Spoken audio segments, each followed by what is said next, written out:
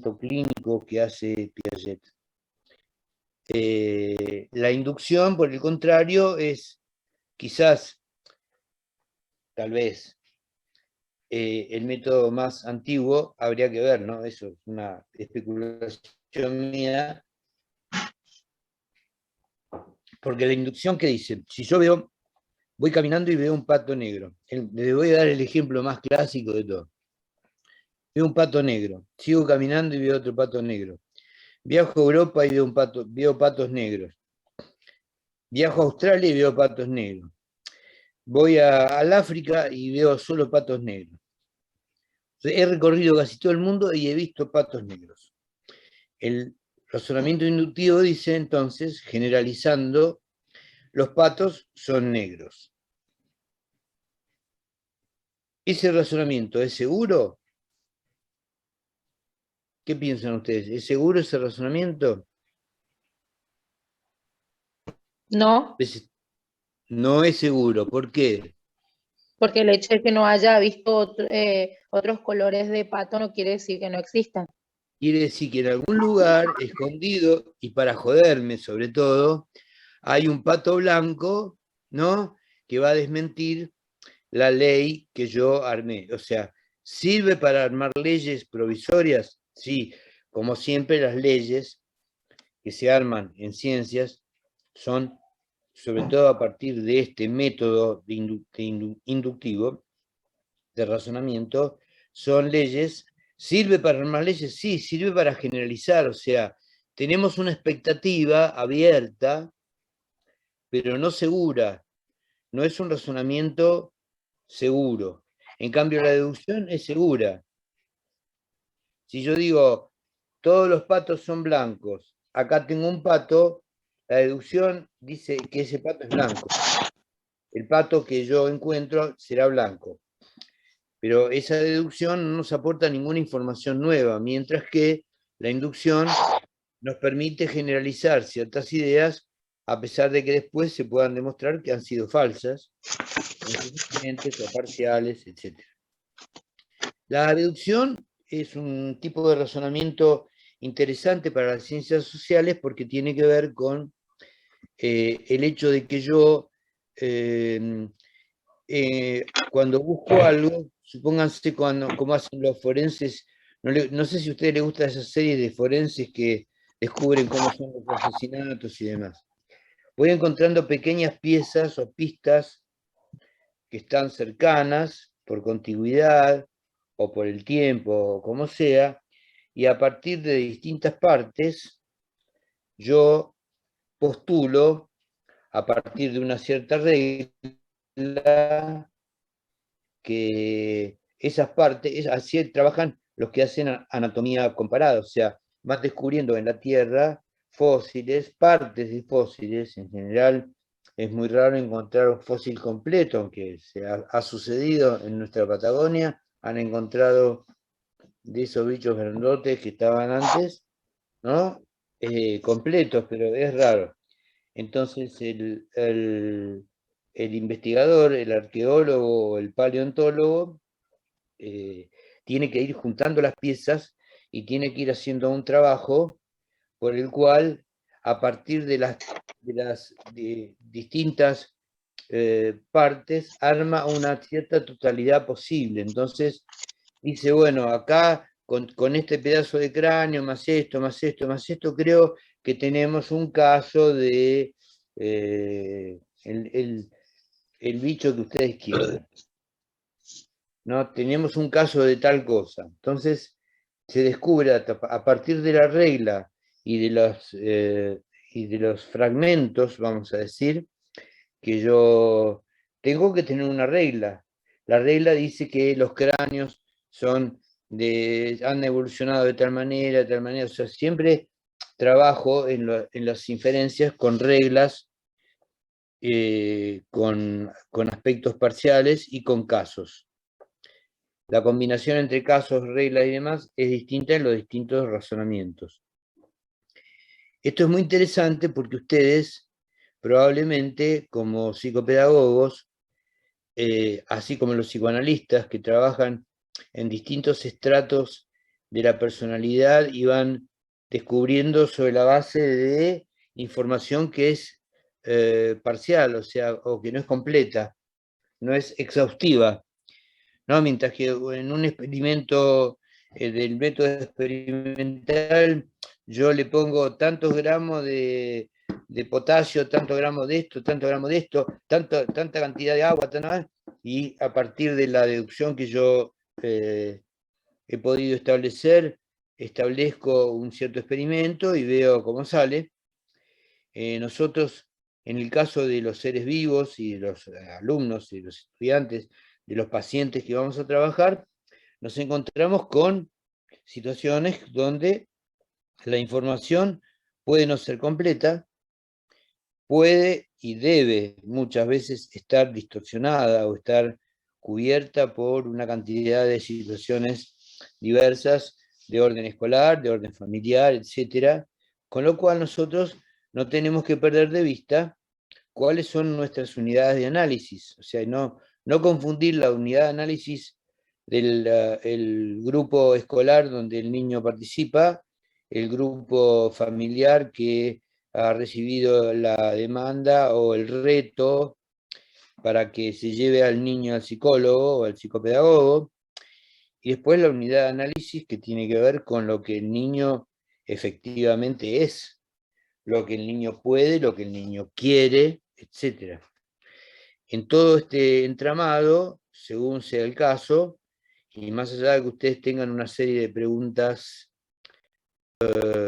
siempre tiene que tener una serie de preguntas, o sea, eso está claro desde el método clínico que vamos a desarrollar de Piaget dentro de un rato, en su aspecto teórico, vamos a decir. Ustedes tienen que tener una serie de como lo decía el doctor Zamaja, lamentablemente fallecido, el director de mi último doctorado. Primero empezamos los científicos con una corazonada, o sea, uno ve el paciente y tiene una corazonada, tiene una impresión que vale, es una forma de creencia que no está, digamos, sancionada, pero que evidentemente alude a todas las intuiciones que ustedes han venido acumulando. O sea, ustedes son los primeros que no tienen que descreer de todo lo que ya saben. Ustedes ya saben mucho.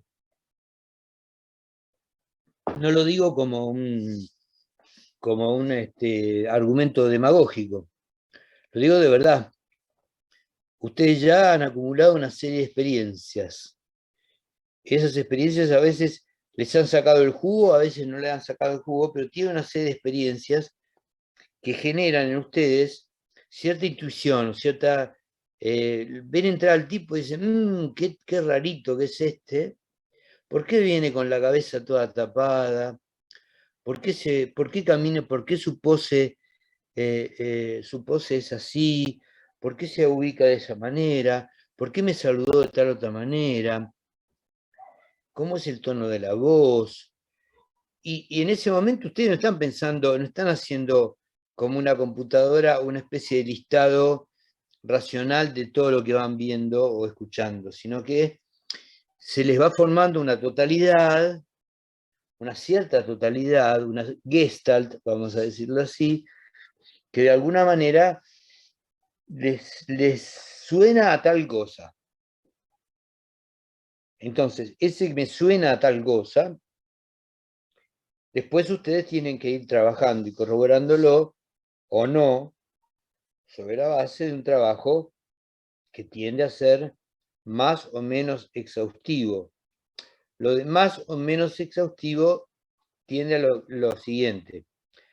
Ustedes ya estudiaron en primer año la entrevista, distintos tipos de entrevistas en los trabajos de, yo le digo bajo el huevo, Ezequiel Anderegg, que traducido es bajo el huevo.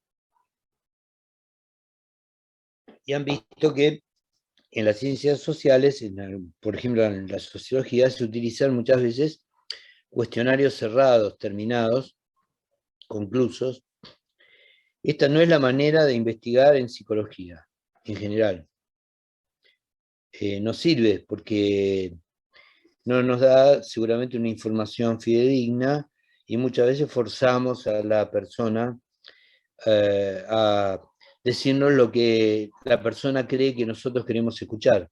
Es un gran riesgo de la cuestión antropológica, de todo lo que tiene que ver con las ciencias sociales, pero básicamente es un gran riesgo para los antropólogos y para los psicólogos sociales. Hay un libro, ya me voy a acordar, de una antropóloga de la capital federal, que trabaja todas estas cuestiones, estas dificultades de interrogar al otro. Parece una boludez, pero interrogar al otro es algo que no es para nada sencillo, porque está lleno de estas cuestiones. O sea, el otro puede, porque soy adulto, porque soy respetable, porque me tiene miedo, puede contestar cosas que espera que yo acepte. Y esto está todo lo contrario de los métodos cualitativos por los cuales habilitamos un espacio para que las personas puedan decir lo que efectivamente piensan. Esto vale para todos los métodos cualitativos. Estoy tratando de marcar el método que les voy a presentar en segundos, digamos. Pero siempre tenemos que estar atentos a ver desde los indicadores que marca la forma de estar de la persona con la cual, a la cual interrogamos o con la que compartimos el interrogatorio, uno se da cuenta si está tranquilo, si está nervioso, si está apurado, si está en distintas condiciones que puede estar. Y por eso es importante para estos laburos tomarse el tiempo que hay que tomar. Son trabajos, estos trabajos que son, por así decirlo, artesanales, se diferencian del tipo de encuestas o de interrogatorios cerrados con los que se maneja cierta sociología, por ejemplo, ahora a la hora de las elecciones, con ciertas preguntas que tienen respuestas por sí o por no, respuestas de tipo cerrados y demás. Cuando trabajamos con el método cualitativo, en muchos casos improvisamos preguntas a partir de los problemas teóricos que tenemos que investigar, o repetimos las preguntas de otra perspectiva para poder efectivamente dar cuenta de que lo que estamos obteniendo tenga que ver con la creencia real de la persona. O sea, este sustantivo de creencia es muy importante. ¿Por qué? Porque en muchos casos Piaget cuestionó, ustedes lo vieron en las clases anteriores, me parece, y lo habrán leído, cuestionó a la escuela del neopositivismo, el positivismo lógico, porque si bien se tomaba grandes cautelas para verificar determinadas cosas, partía de ciertos prejuicios y ciertas creencias en lo que, por ejemplo, podía razonar un niño o no. Creencias que no las había puesto en un experimento para ver si lo que creían de que los niños razonaban era verdadero o falso. Entonces, ¿qué es lo primero que Piaget demuestra? Es más fácil, yo voy a venir un rato. ¿Perdón? ¿Qué es lo que Piaget demuestra largamente? Que el niño tiene creencias propias, que esas creencias no nacen como pensaban estos científicos importantes y epistemólogos o filósofos de la ciencia importantes, no nacen de la mera transmisión pasiva que le hacen los adultos, no nacen puramente de la observación de la realidad, sino que son una combinación de todas estas fuentes desde las cuales el niño sintetiza algo así como una teoría o una idea propia que compagina o compatibiliza entre todas estas diversas fuentes. El solo hecho de haber descubierto esto Piaget tira abajo un montón de premisas del positivismo lógico que consideran que se puede admitir una experiencia común de los seres humanos respecto de los objetos externos, me refiero, o sea, se puede admitir un conocimiento que esté libre de cualquier tipo de mancha que le aplique la manera de razonar del sujeto. O sea, lo que la escuela neopositivista quiere decir es que al final de todo, la observación termina por ser el método más aceptable, más confiable para establecer una creencia verdadera.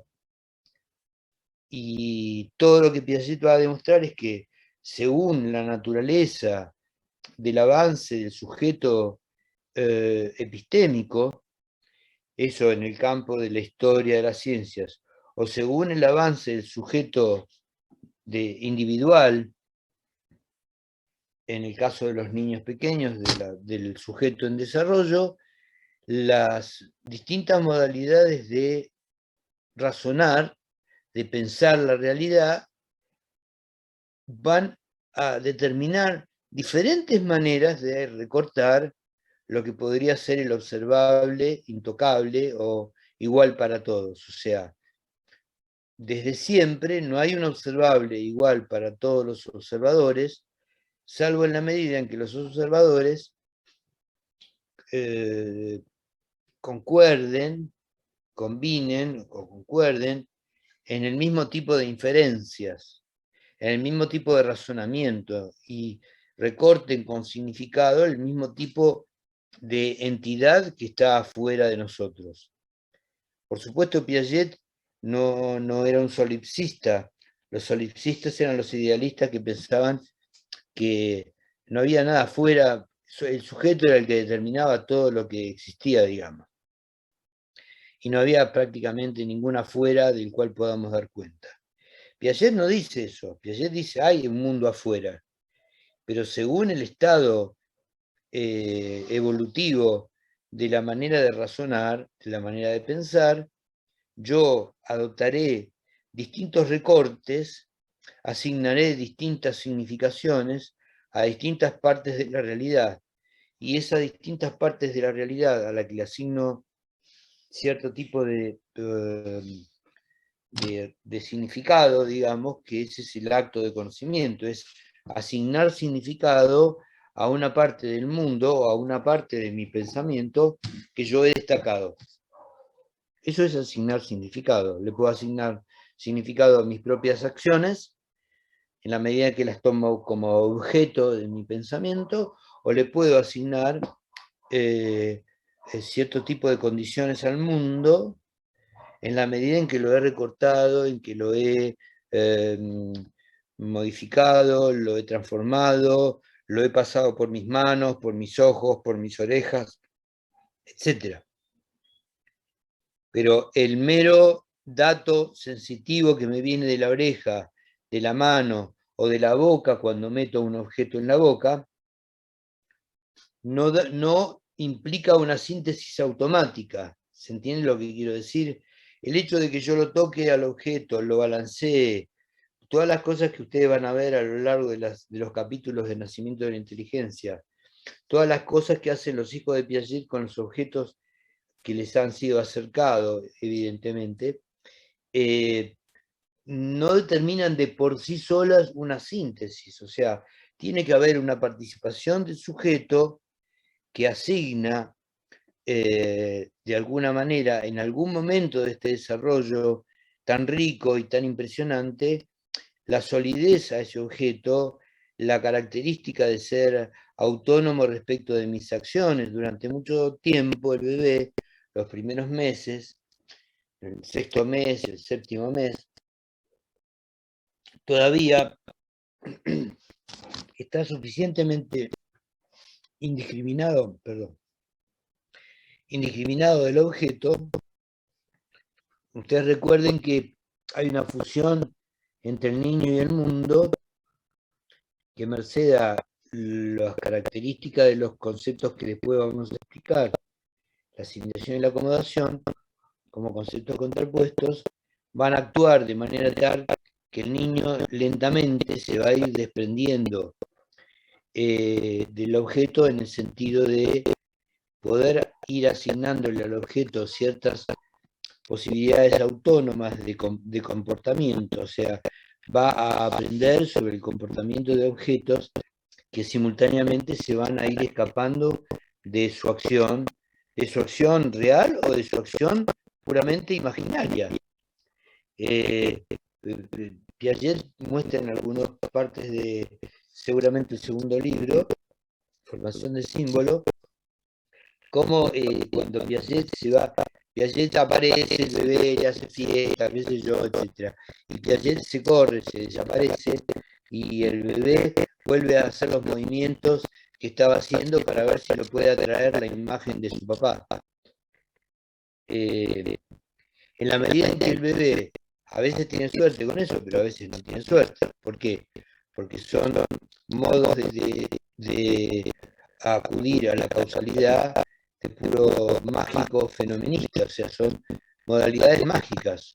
¿Qué es la magia? Es la posibilidad de que yo a distancia, ¿no?, pueda tener efectos sobre las personas, merced a ciertos objetos, mediadores, etc.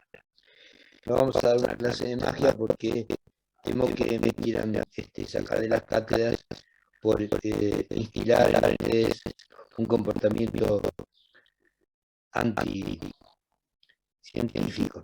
Pero los chicos son un poquito anticientíficos de chiquitos. Entonces apelan a una causalidad mágico-fenomenista. O sea, se quedan viendo el espectáculo y tratan de reproducirlo sin que las acciones que hacen tengan una causalidad mecánica efectiva sobre el objeto, porque sonreír para que aparezca el papá no es la garantía para que el papá aparezca.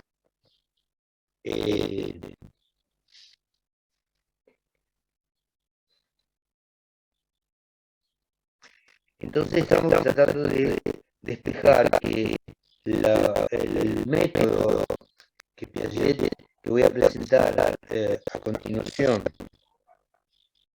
el método clínico crítico, que es una creación de Piaget, es parte del genio piagetiano, inventar un método a medida del objeto que él iba descubriendo.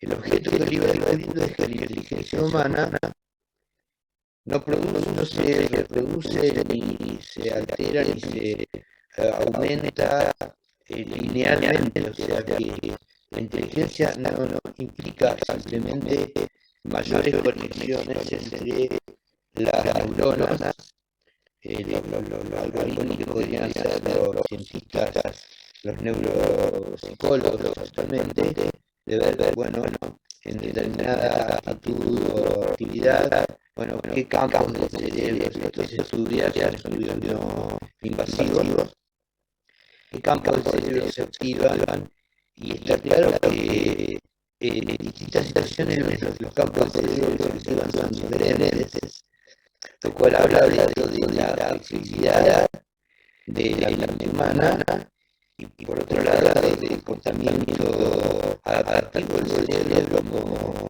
como el sumum de la capacidad adaptativa intelectual producida en el humano. O sea, el cerebro es una especie de bosque de pasaje entre todas las ramas anteriores de intelectualidad que ya venían siendo nombradas a través de las especies, lo cual llega hasta la percepción como la última forma no intelectual de captación de la realidad. que es sumamente importante, es la relación de las especies, y luego la inteligencia sensorial-motriz, que tiene el resto de la percepción, la capacidad de ser mucho más flexible, porque estamos combinando permanentemente nuevas visiones de los objetos con nuevas aprehensiones o tratamientos o transformaciones de los objetos. O sea que frente a la idea de que la percepción es algo relativamente físico, efectivamente hay patrones de conducta de estos animales en la cacería que nacen de la visión de salud vegetal, la percepción de cierta gravedad que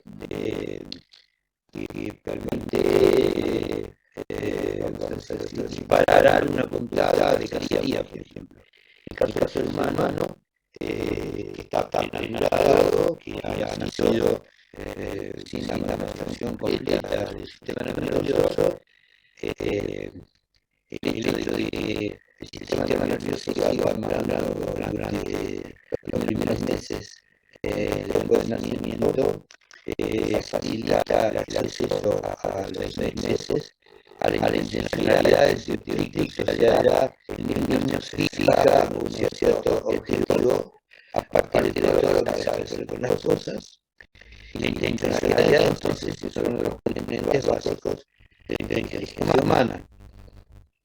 Tenemos que decir como un comentario, porque no hemos citado el material, pero es un material para mí sumamente interesante y seductor para ver, el epistemólogo chileno que dice, Francisco Varela me refiero, que rastrea hasta en los primeros seres unicelulares, las bacterias, cierta cuota de independencia, o sea, si bien la bacteria depende casi en un todo, por supuesto, de su estructura interna, de las propiedades que tiene de intercambio con el medio, y de ese medio que está afuera, que puede ser más o menos favorable a la bacteria, en un trabajo realmente para mí deslumbrante, Varela demuestra que aún un ser tan elemental como una bacteria alberga cierta cuota mínima de decisión de la dirección que va a tomar en su metabolismo y en su relación con el exterior.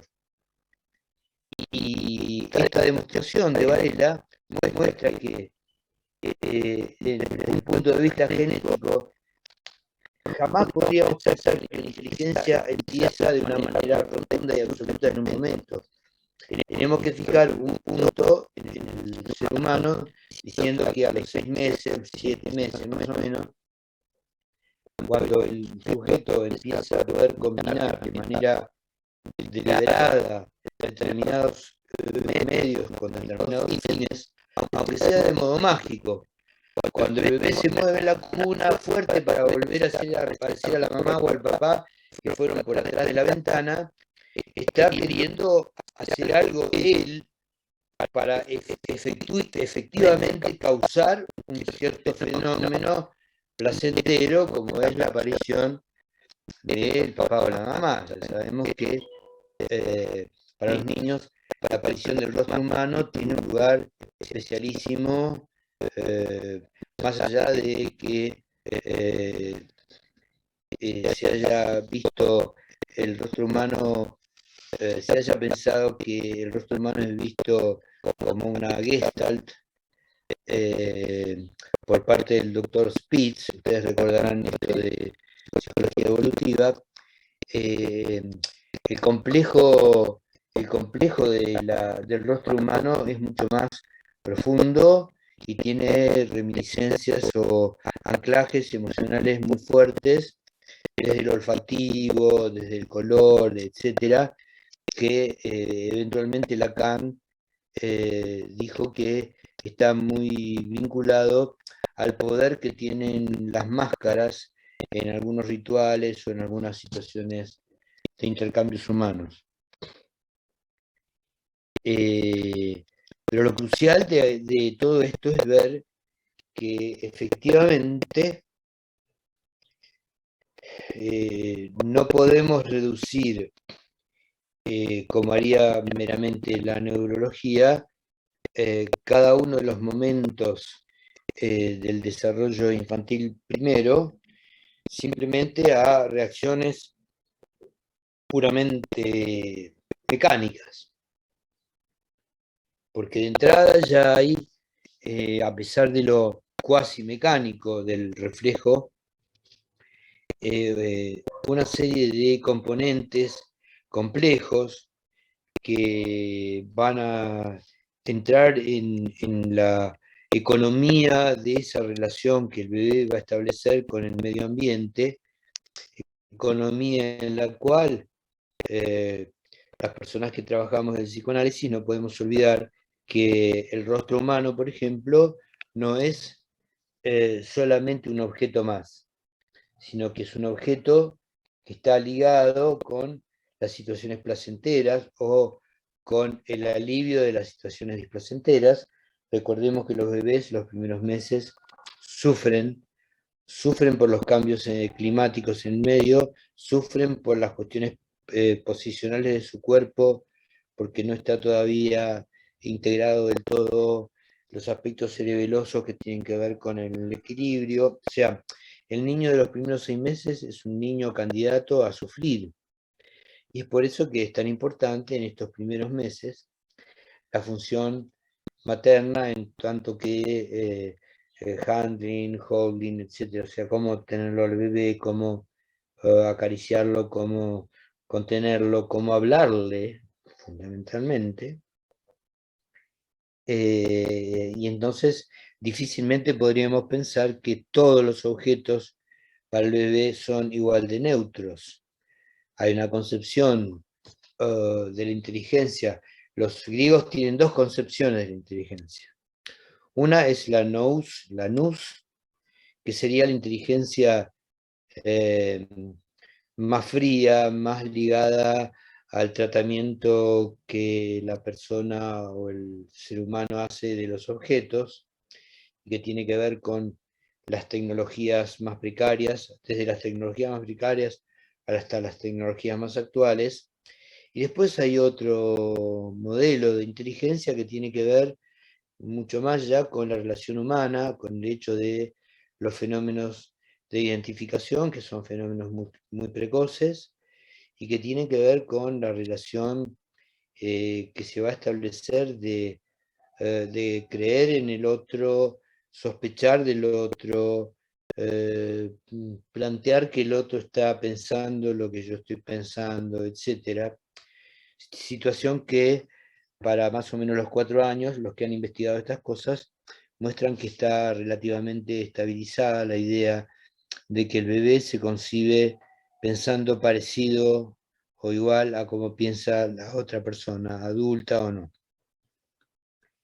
Por supuesto, a partir de esta potencia del bebé, nacen las posibilidades del engaño, etcétera, etcétera. O sea, el bebé se da cuenta de una manera difícil que él no es translúcido o transparente para el pensamiento de la mamá, descubrimiento que hace el bebé una persona muy feliz, porque esa transparencia que la persona puede sentir respecto de sus pensamientos con el otro generan una cuestión muy paranoica, y de hecho es posible que algunos pacientes psicóticos experimenten ese tipo de vivencias.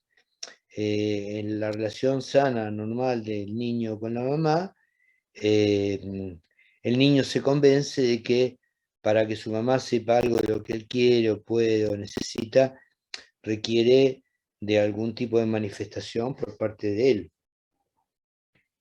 De todas maneras, se plantea que ya hay algo de eso, de ese psiquismo que viene embalado en el bebé. O sea, parecería que el bebé tiene algunas disposiciones psicológicas que son prácticamente connaturales a él, o sea que tienen que ver con algo innato, así como algunos elementos de la física mínima del bebé demuestran que el bebé se sorprende al ver cierto tipo de fenómenos que han sido puestos a propósito para poner en duda el hecho de que el bebé no tenga ningún conocimiento físico cuando nace. Parece que tiene ciertos conocimientos, como por ejemplo de que dos materias aparentemente eh, consistentes no se pueden interpretar entre sí y si chocan tienen que rebotar. O sea que hay algunos mínimos conocimientos, o no tan mínimos, depende del punto de Profe, vista, que son innatos. ¿Sí? Dale. eso habla Piaget en el problema biológico de la inteligencia, en la introducción, cuando él habla. Espera un segundito, por favor.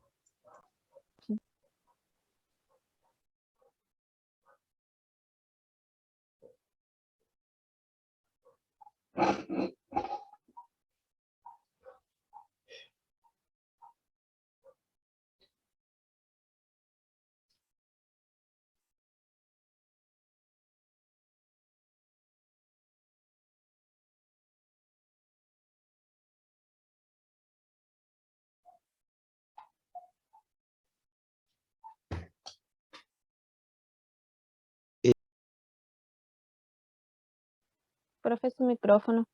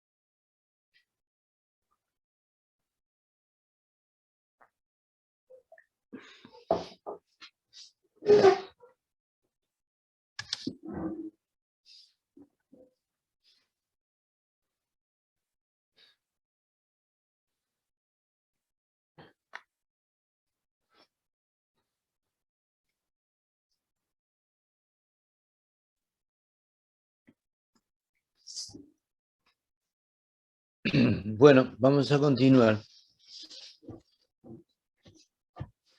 Creo que había una de ustedes que quería hacer una pregunta. Por favor. Profe, era de si eso que usted está hablando es lo que Piaget plantea como a priori en el nacimiento de la inteligencia, porque él habla que nosotros de que hay algo a priori y que eso está, pero no es algo que está acabado, sino que eso va a dar como el origen a todas las formas que tenemos después.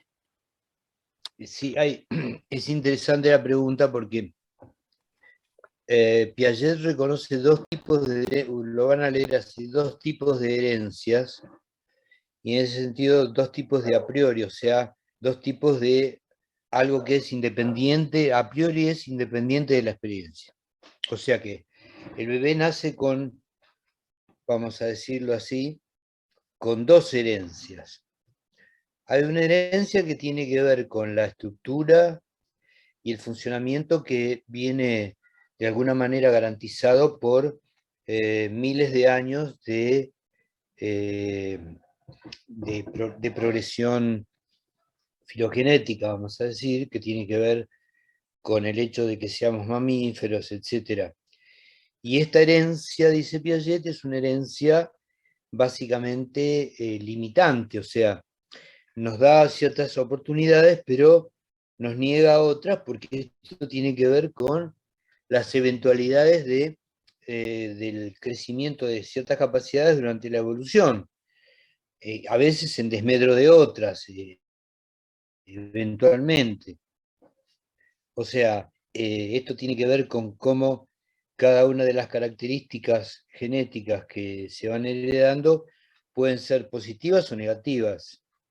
De hecho, se conoce la historia de una especie de anta que su cornamenta evolucionó de una manera tan tan grotesca, tan grande, que al final terminó por ser no funcional a los sujetos que la hacían con ese ornamento, o sea, fue en contra, vamos a decirlo así. Son ejemplos que uno ha podido leer en los libros que tratan de la cuestión de la teoría de la evolución.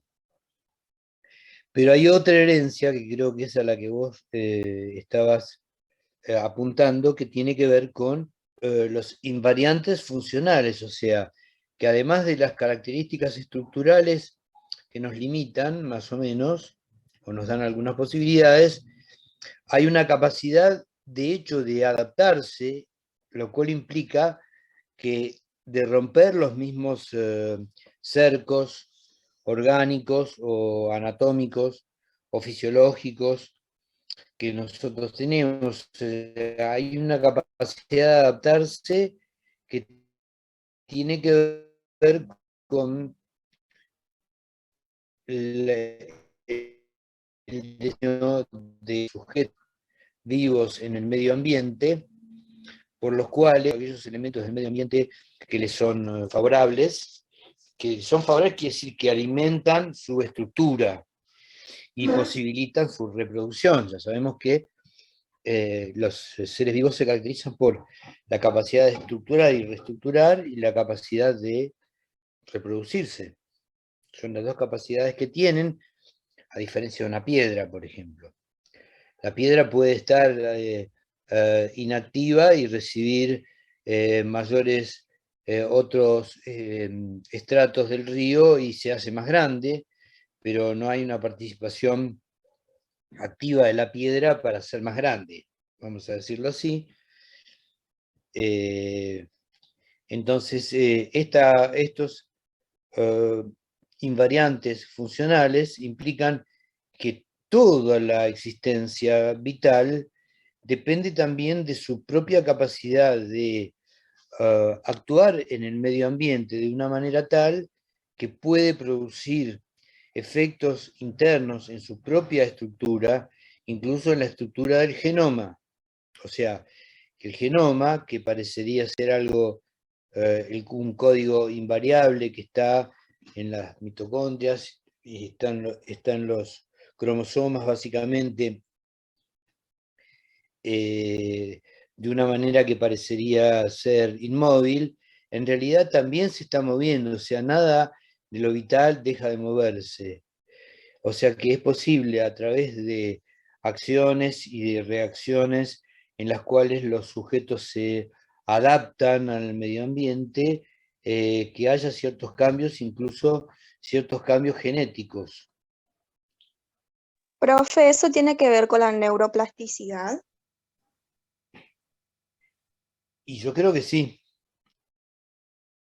Yo creo que sí, porque si bien el aparato, ustedes que estudiaron ustedes, el sistema nervioso central, tiene distintos sectores que tienen distintas potencialidades desde el punto de vista de las reacciones o del rol fisiológico que cumplen. Por ejemplo, el cerebelo es un órgano que está muy fuertemente vinculado a las capacidades de organizar el equilibrio de la persona.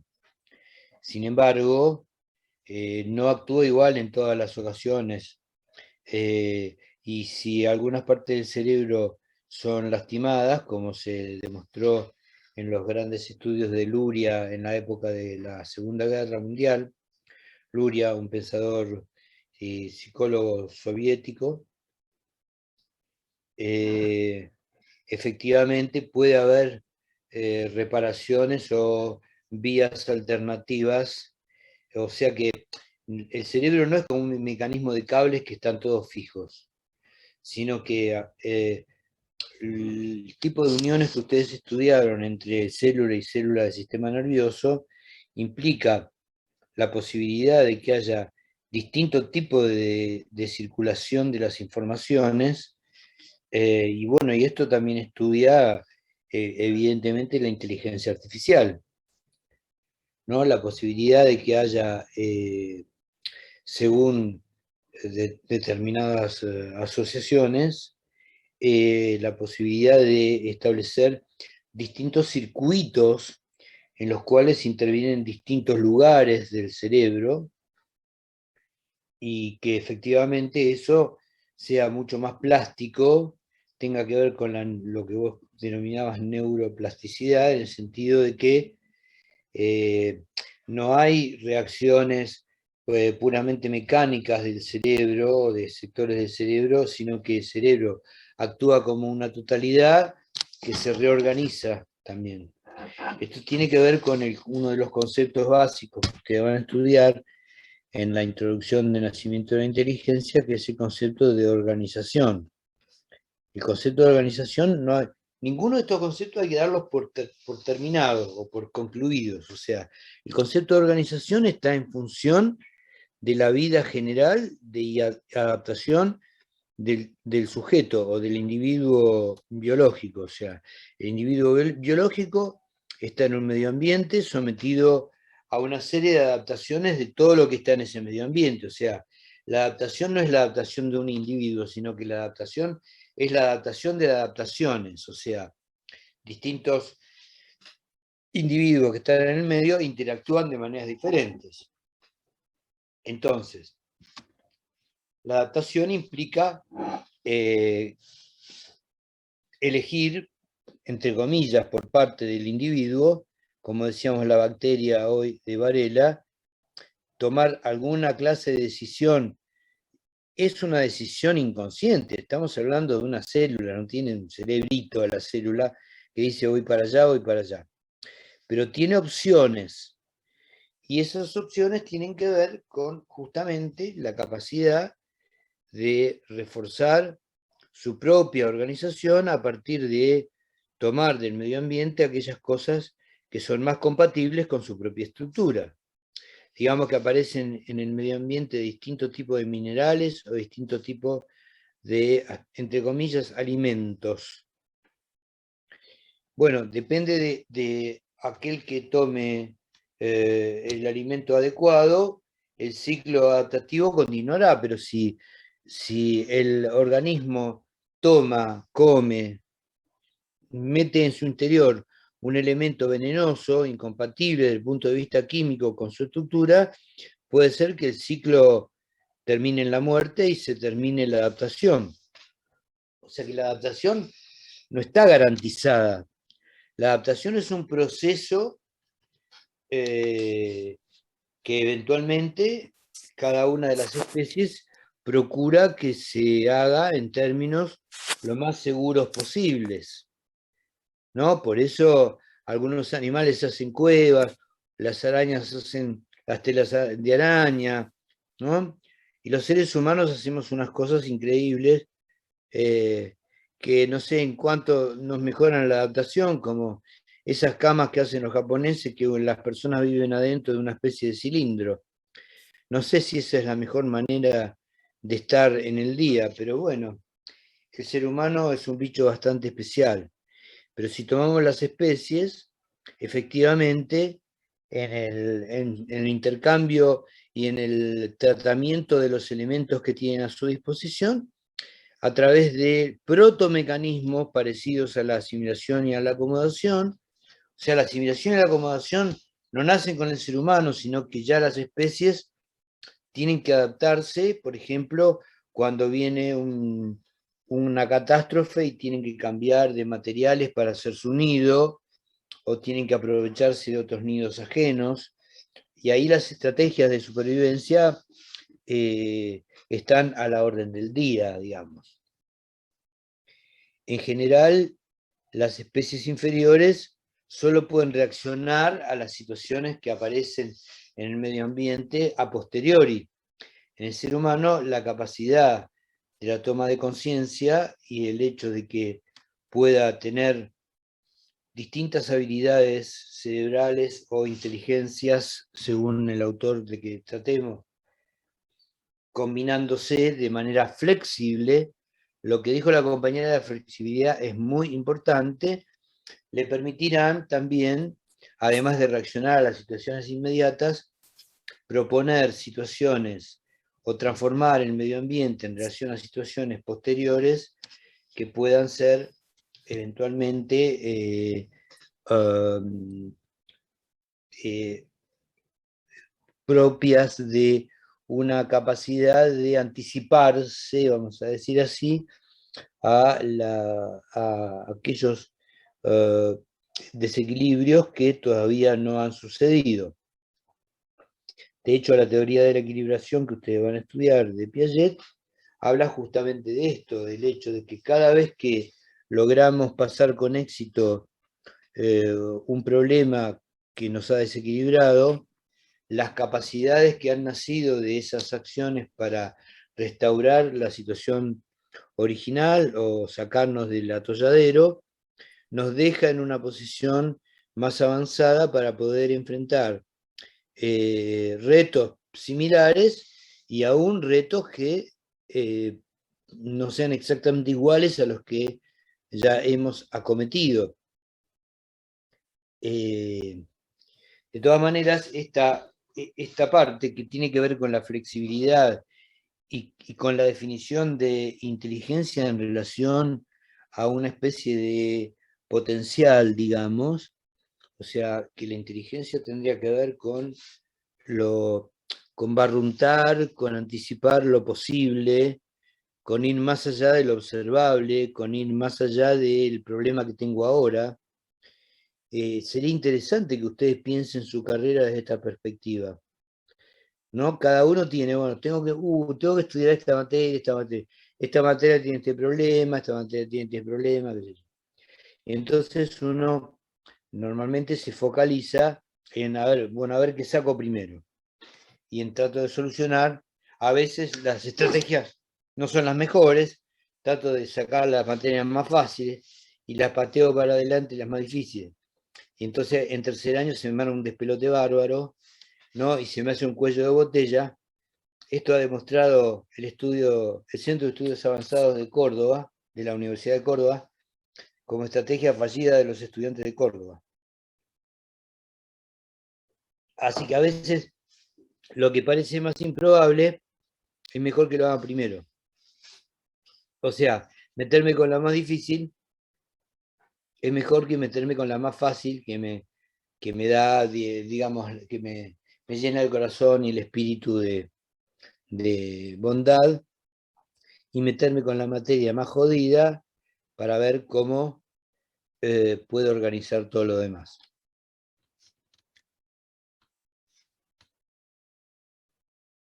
Ustedes me han hecho ya meter en lo que iba a desarrollar de manera más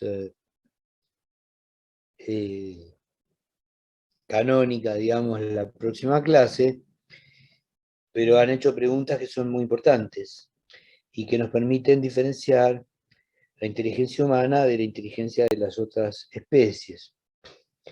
Pero hoy yo básicamente quería hablarles de el tema del método. Ya empezamos hoy diciendo que, a diferencia de lo que piensan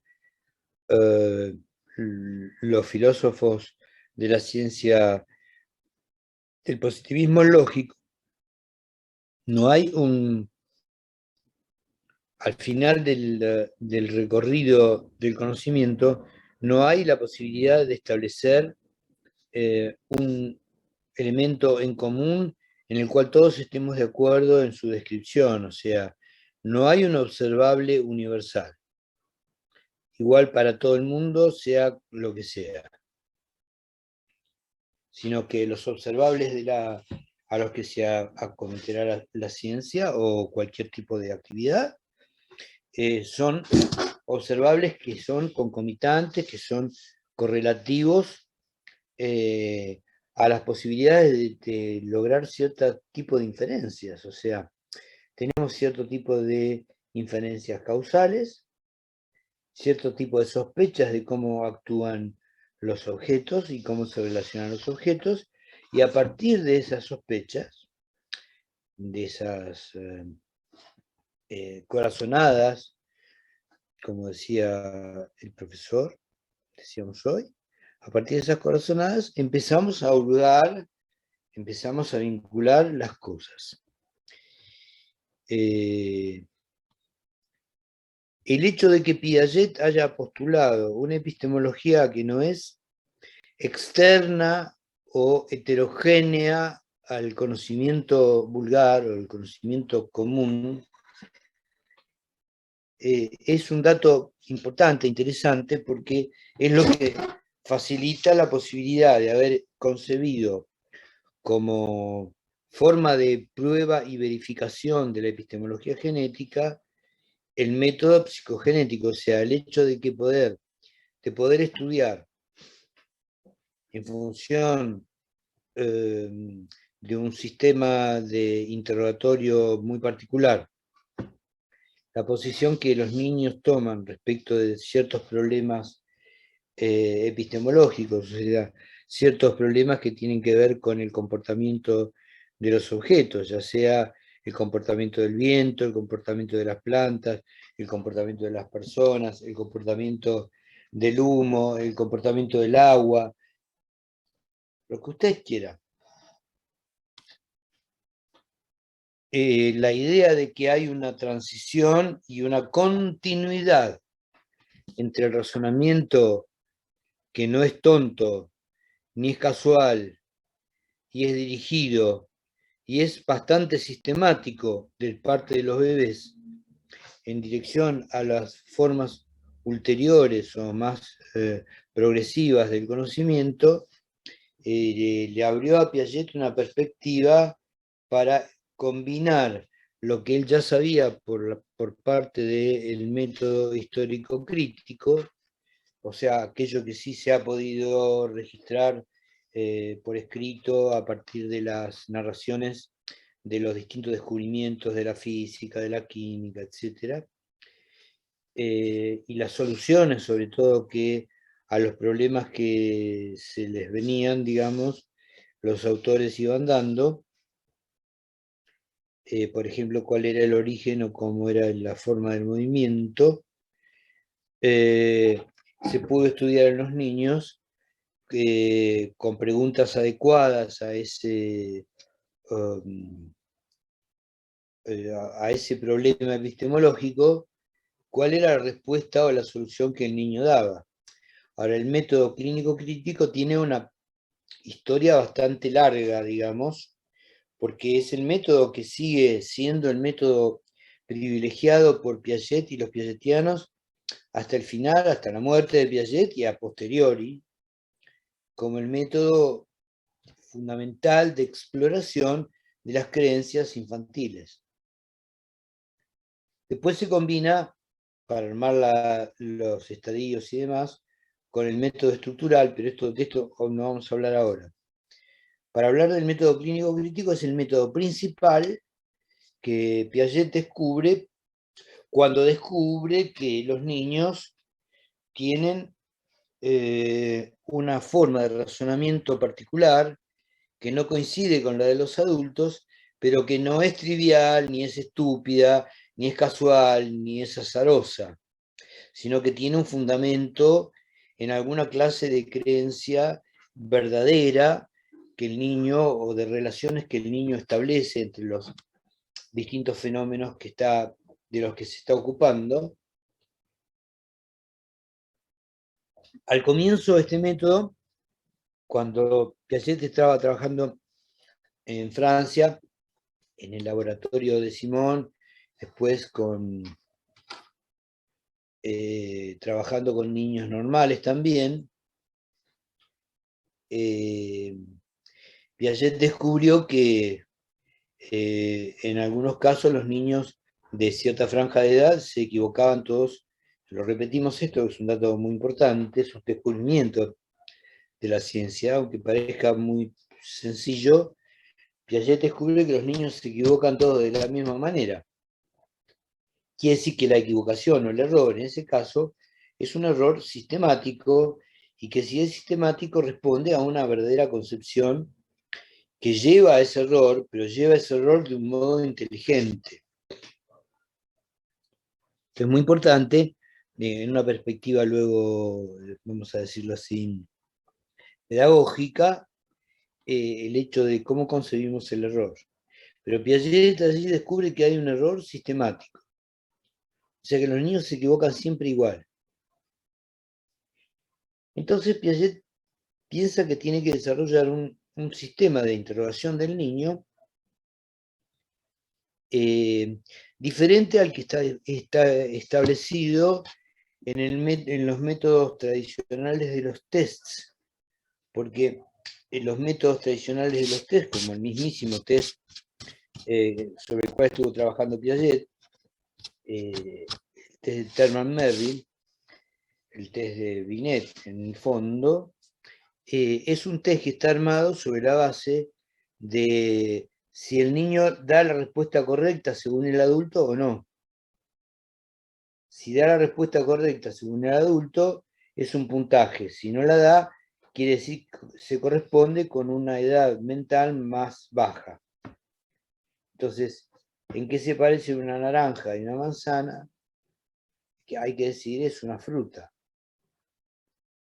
Sin embargo, Piaget parte de, para poder pensar, no ya si el niño contesta parecido a un rango de edad mayor que niños mayores o al rango de edad de un adulto, sino para saber qué genuinamente piensa el niño de determinado problema, parte de un método que él elabora a partir de sus conocimientos previos, que ya lo dijimos en la otra clase, que había obtenido trabajando con Bleuler, que tenía la clínica más importante psiquiátrica en Suiza.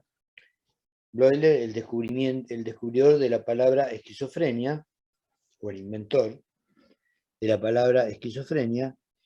Trabajando con Bleuler, Piaget pudo practicar y padecer, sufrir también, el método psicoanalítico como un paciente. Y entonces estuvo cercano, estuvo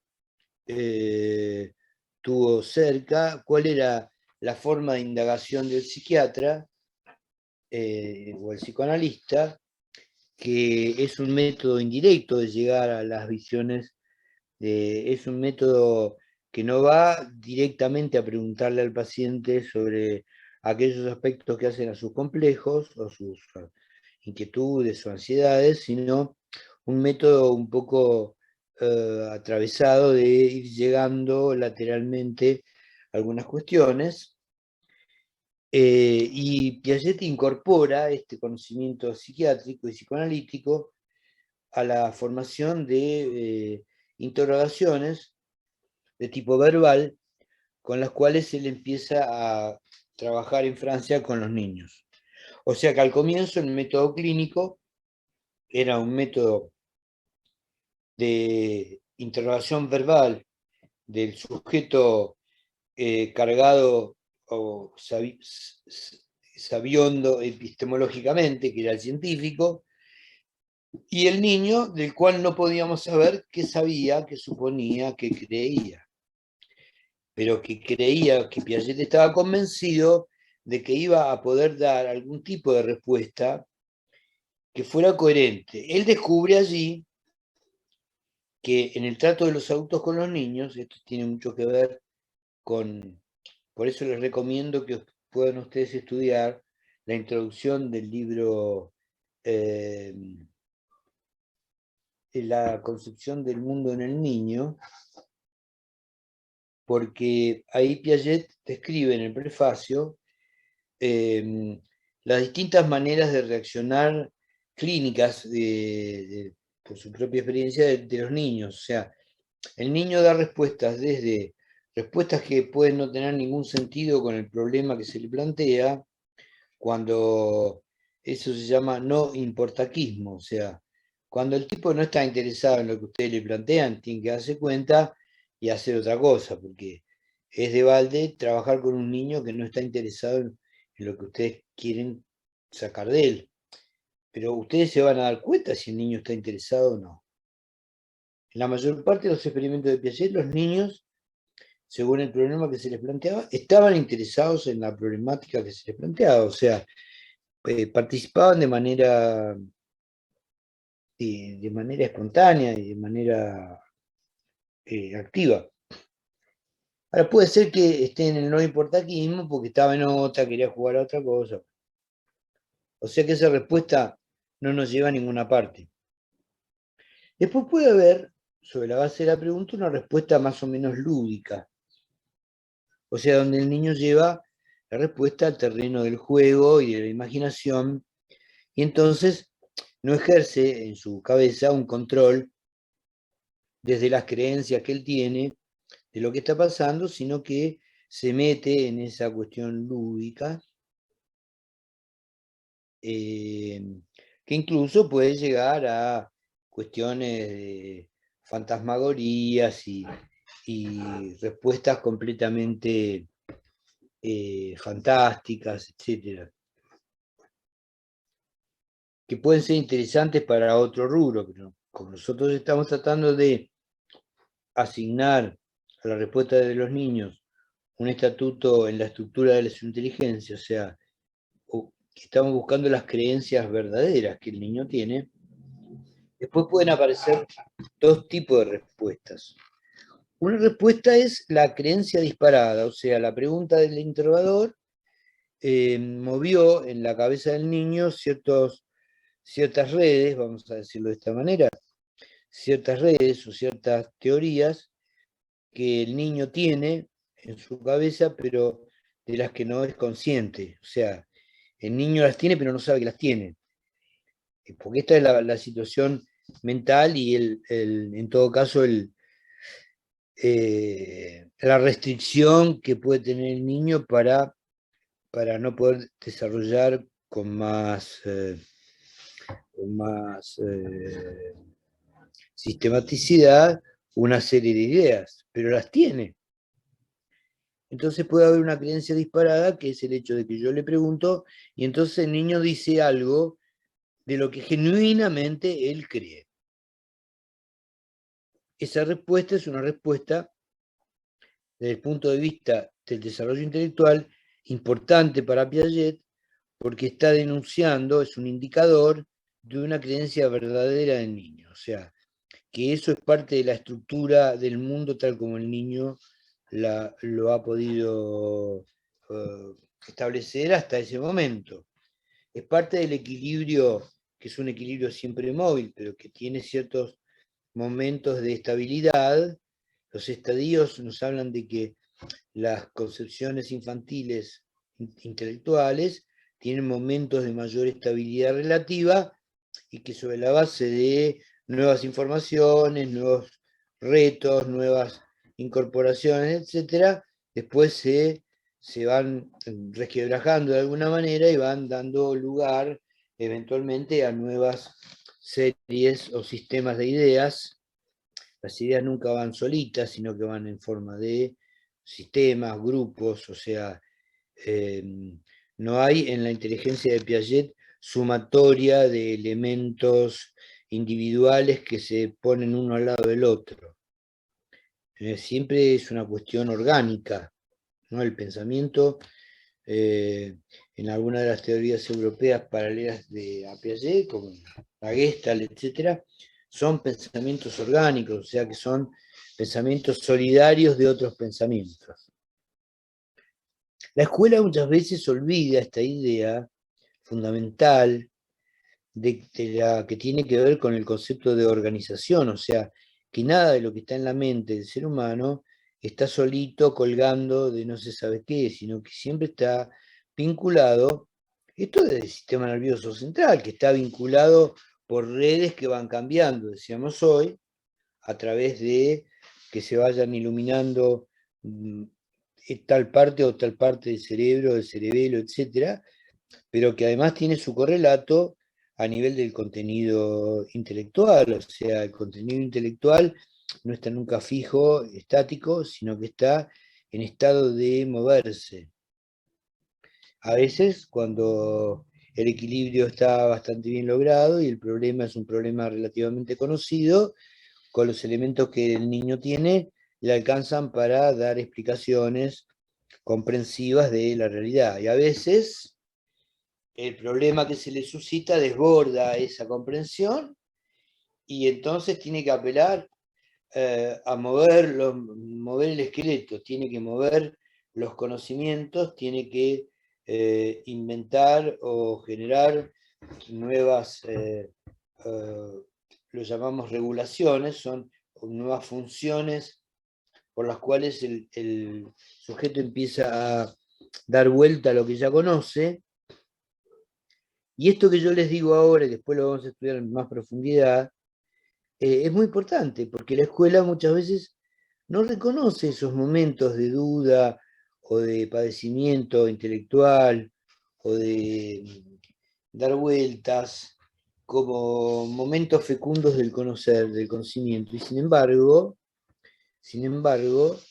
está demostrado, la Gestalt también lo demuestra, que cuando un objeto, hemos aprendido un objeto por la percepción, y ese objeto nos incomoda, parece que no está terminado, parece que tiene como un boquete en la explicación, etc., se produce el fenómeno de Zeigarnik, que dice que entonces la persona que padece de ese problema, digamos, o de ese resbalón en la integridad o la totalización de un conocimiento, después genera la posibilidad de un aprendizaje superior.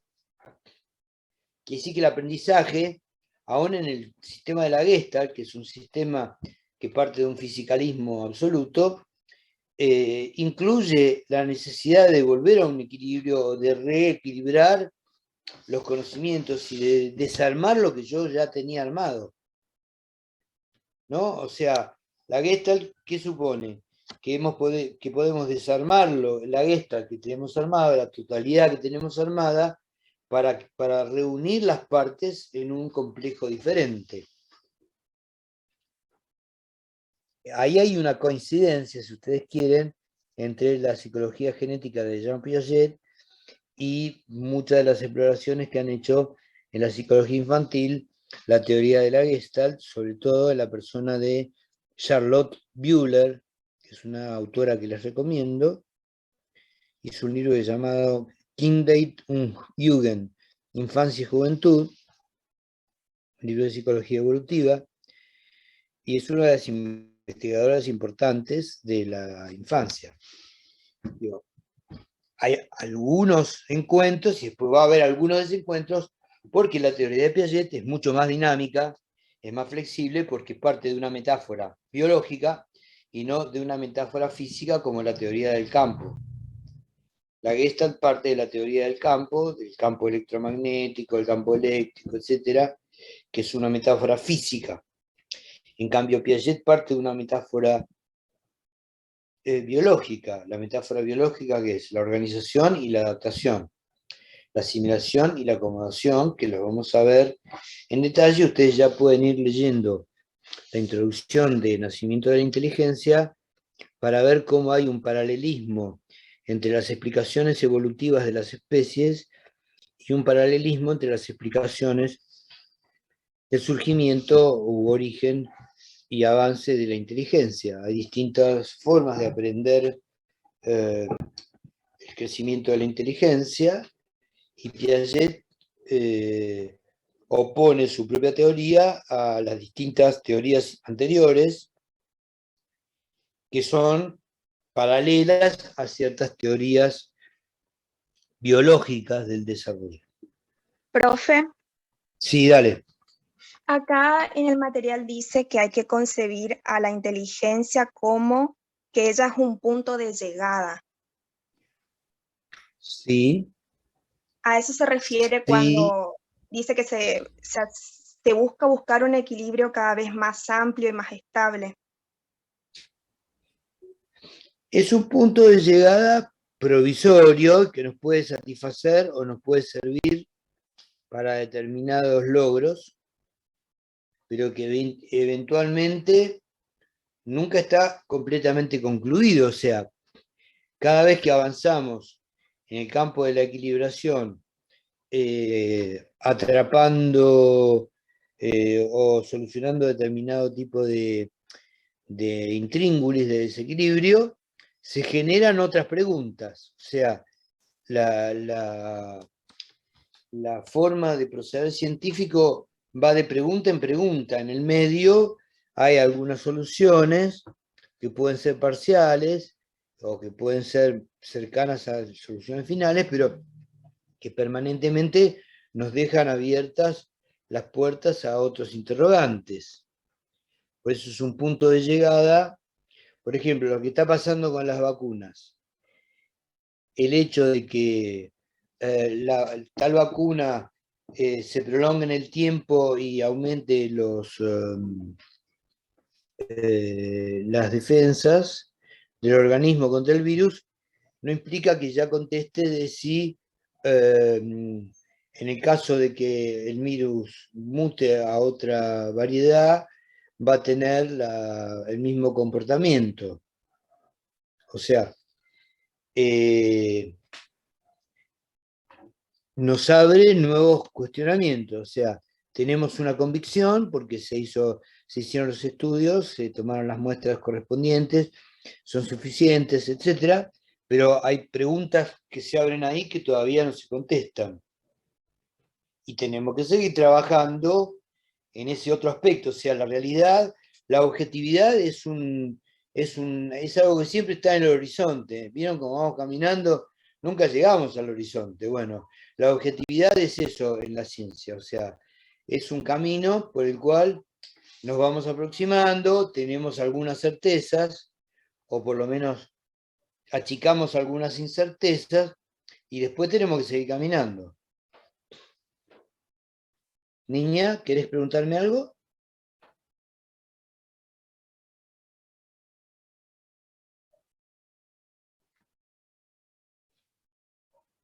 ¿Quién más quería hacer preguntas?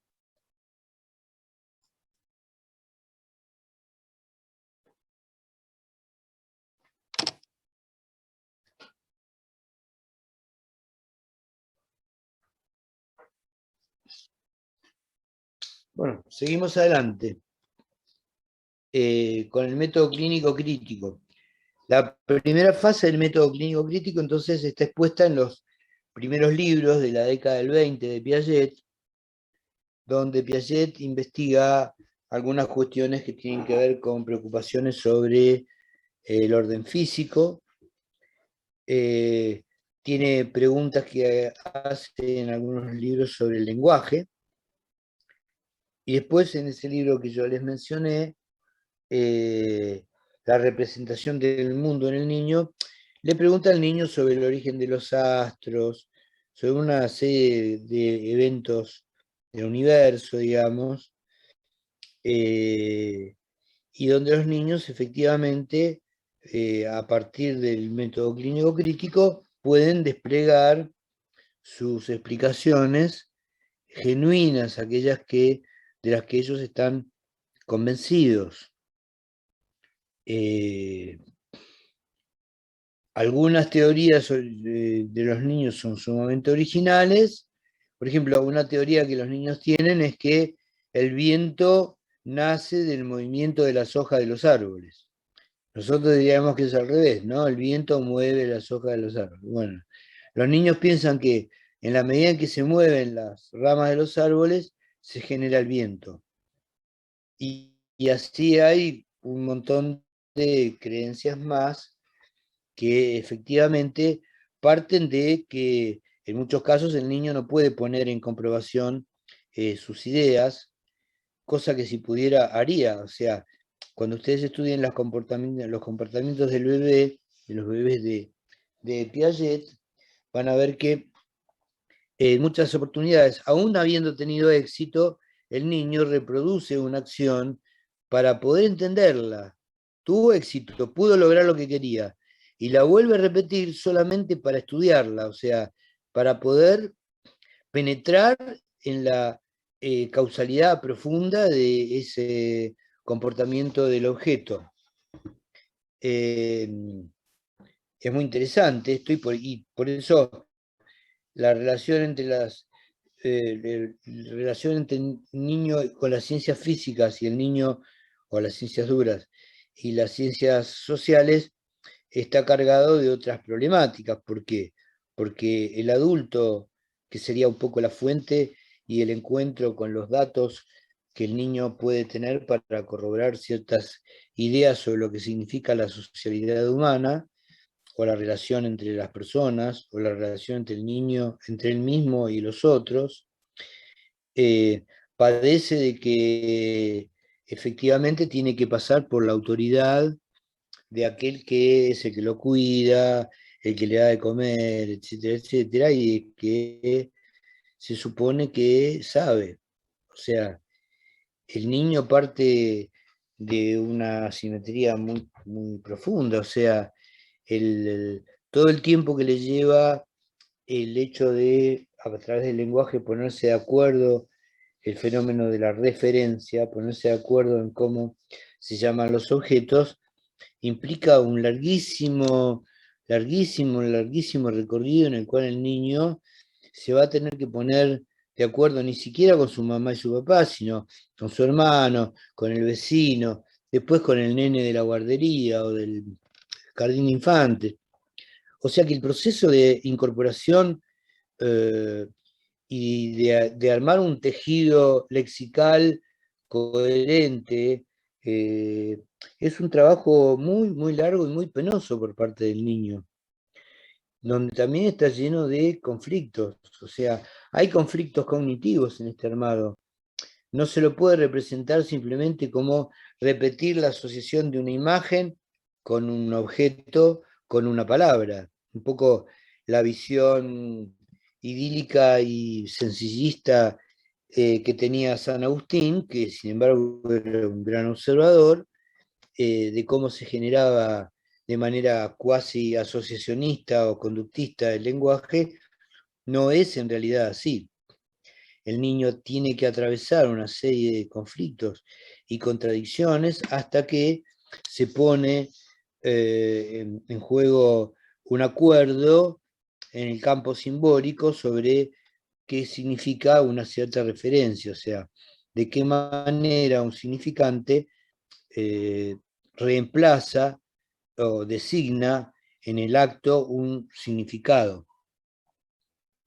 Esto no es automático, o sea, los significantes y significados no están pegados por una cinta adhesiva, sino que son campos que, como muestra el fundador de la lingüística, Ferdinand de Saussure, están en campos separados los significados y los significantes. La manera en que hagamos jugar la ida de uno sobre el otro, la superposición de uno sobre el otro, permitirá efectivamente, en un marco de libertad y de posibilidad de error, que las mamás sabiamente saben acompañar a sus bebés en cuanto hay errores lingüísticos sin censurarlos. No digo que todas, pero en la gran mayoría no produce por los equívocos del niño en el lenguaje una neurosis en el niño. Aunque podría suceder esto, pero lo normal es que la mamá con el baby talk le hable en un lenguaje apoyado en algunas partes del mismo y más sencillo para que el bebé lo pueda asimilar, lo pueda incorporar y pueda utilizarlo a su vez como actor lingüístico, o sea, pueda ser yo, pueda ser tú, pueda ser él, pueda adoptar las posiciones que un hablante oyente adopta en el lenguaje. Y esto depende de que se le tolere la libertad de que, según su historial con los objetos, él los determine o los llame de cierta manera. Por eso hay muchos ejemplos que da Piaget en el segundo libro, La formación del símbolo, el tercero en realidad, La formación del símbolo, donde el niño le dice guau guau, por ejemplo, a todos los bichos de cuatro patas que ve desde el balcón, al caballo, al perro, al gato, etc. ¿Y esos son errores? No, no son errores, son asimilaciones generalizantes que exceden eventualmente la clasificación, ¿no? Pero es la clasificación que el bebé puede tener en ese momento. Es su clasificación. hay que tomarla como buena, hay que discutirla en términos benéficos como conflictos que no sean violentar lo que el niño pudo haber encontrado hasta ese momento. No sé si se entiende lo que estoy diciendo, pero a mí me parece que desde el punto de vista pedagógico es muy importante tomar estos aprendizajes que son aprendizajes espontáneos del niño de su propia lengua materna como una especie de modelo, porque siempre está la pregunta, ¿por qué el niño que aprende con tanta facilidad su lengua materna le cuesta tanto comprender las codificaciones de las operaciones numéricas en la escuela, etcétera? Probablemente esto, si se sigue la dinámica y la dialéctica particular de la relación del niño con su mamá, la clase de correcciones que la mamá hace o no hace, la cantidad de tiempo que le permite progresivamente al niño tomar la posta, tomar el papel principal en este aprendizaje, nos demos cuenta de que lo que pasa en la escuela primaria es que al niño y a los niños no se les otorga el tiempo suficiente para poder ellos mismos corregirse, discutir, para develar determinadas cosas, ir a buscar otras fuentes, etc. O sea, apelar a un régimen de búsqueda de conocimiento activo que apunte al descubrimiento, que apunte a la invención, ¿sí? Y bueno, en la clasificación que se hace de los tipos de aprendizajes, en algunos otros autores tenemos en cuenta que efectivamente si enseñáramos algunas cosas con la concretitud con la cual efectivamente el niño se puede manejar en el intercambio, más éxito en la forma de apropiarse el niño de determinados conocimientos más abstractos. O sea, la fórmula que da Seymour Papert es hacer más concretos a partir de la computadora conocimientos que son sumamente abstractos o lejanos a la intuición del niño. ¿Esto garantiza algún método para pasar de la intuición del niño a nociones más abstractas? Por ejemplo, en relación al cambio conceptual que el niño debe hacer para entender, por ejemplo, fenómenos de la enfermedad y la salud, o fenómenos que tienen que ver con la fisiología de la circulación de la sangre, etcétera, etcétera. No tenemos garantía de que alguna cosa vaya a funcionar, pero si trabajamos junto con el niño y basándonos quizás en los silencios o en los agujeros que todavía hay en su saber y en las cosas que puede recortar con significación y las que no. Que le cambió el nombre.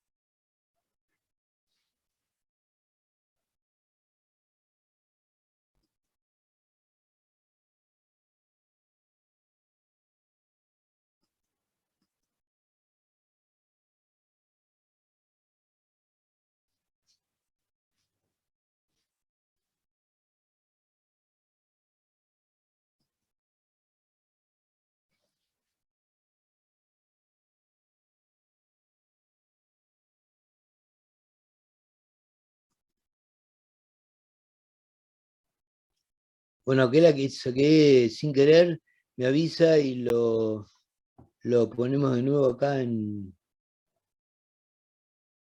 Acá estoy admitiendo a Ricardo Costa. No sé si hay alguien más que se fue.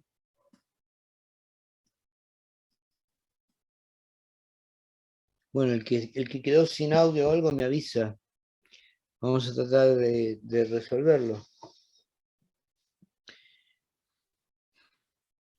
Bueno, estamos prosiguiendo con la historia del método clínico.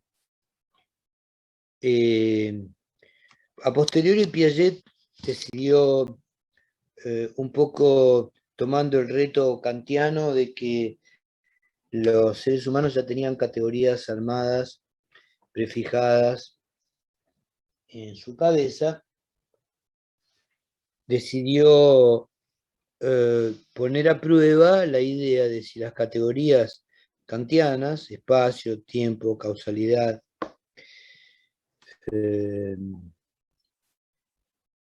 eran originarias, o sea, nacían con nosotros tal y como son siempre, digamos, o también eran producto, iban a ser producto de una construcción.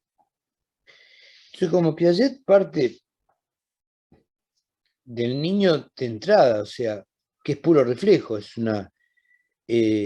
es una indiscriminación completa entre sí mismo y el mundo, y es una indiscriminación completa entre lo que hace para conservar algo y lo que hace para modificar algo. O sea, el bebé es un ser completamente indiferenciado al comienzo.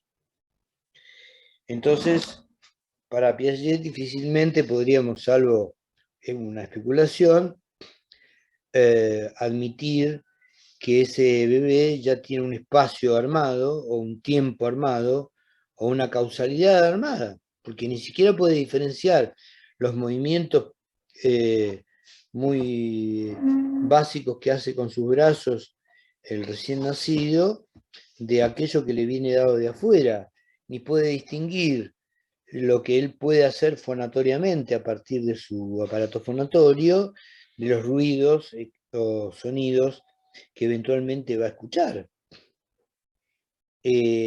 La puesta en su lugar de cada uno de estos fuentes de la actividad, como externa o interna al sujeto, es meramente un producto de una larga serie de actividades en las cuales el bebé va tomando cierta distancia del universo y cierta distancia de sí mismo, digamos, como actor o ejecutor o inventor de ese universo.